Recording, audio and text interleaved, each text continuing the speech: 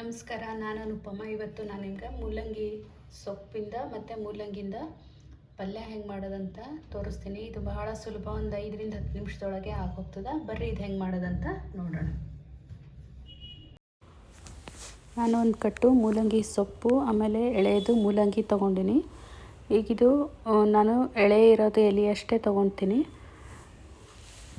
ಇವಾಗ ಫಸ್ಟು ನಾನು ಮೂಲಂಗಿನ ಕಟ್ ಮಾಡ್ಕೊತೀನಿ. ಈಗ ನೀವು ಸ್ವಲ್ಪ ದಪ್ಪ ಇರೋ ಮೂಲಂಗಿ ಸಿಕ್ಕರೂ ತೊಗೊರಿ.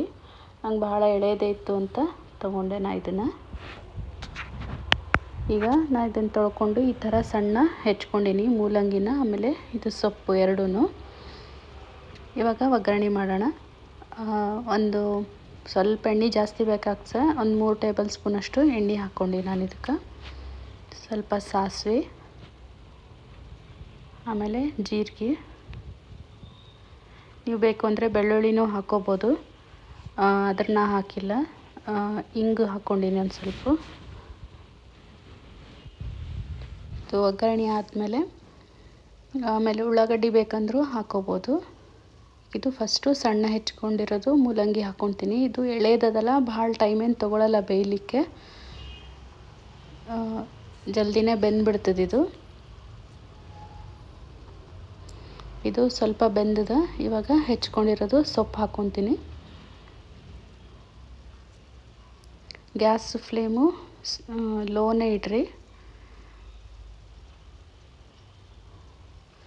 ಇದನ್ನು ಒಂದು ಸರಿ ಮಿಕ್ಸ್ ಮಾಡ್ಕೊತೀನಿ.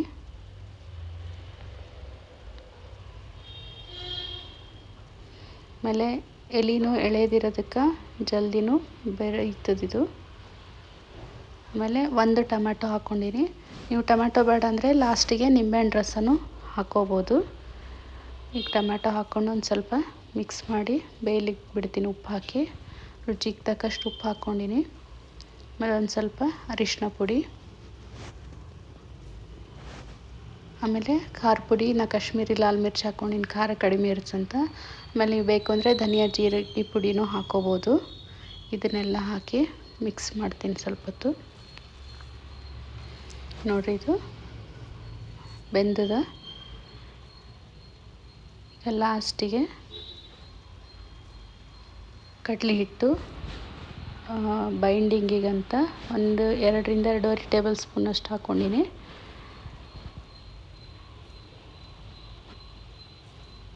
ಹಾಕ್ಕೊಂಡು ಒಂದು ಸರಿ ಮಿಕ್ಸ್ ಮಾಡಿ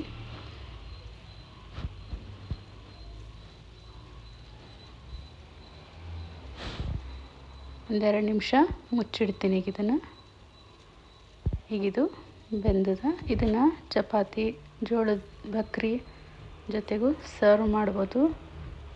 ಯಾರು ಮೂಲಂಗಿ ತಿನ್ನಲ್ಲ ಅವರು ತಿಂತಾರೆ. ನಾನು ಮೊದಲು ಮೂಲಂಗಿ ತಿಂತಿರಲಿಲ್ಲ, ನನಗೂ ಈ ಪಲ್ಯ ಇಷ್ಟ ಆಗ್ತದೆ. ಈಗ ಲಾಸ್ಟಿಗೆ ಕೊತ್ತಂಬರಿ ಸೊಪ್ಪು ಹಾಕ್ಕೊತೀನಿ. ಇದು ಬೆಳಗ್ಗೆ ಅರ್ಜೆಂಟಿಗೆ ಈಸಿಯಾಗಿ ಮಾಡ್ಬೋದು. ಹೋಪ್ ಇದು ವಿಡಿಯೋ ಎಲ್ಲರಿಗೂ ಇಷ್ಟ ಆಗ್ಯದ ಅಂದ್ಕೊತೀನಿ. ಮತ್ತೊಂದು ವಿಡಿಯೋ ಜೊತೆ ಮತ್ತೆ ಬರ್ತೀನಿ. ನಮಸ್ಕಾರ.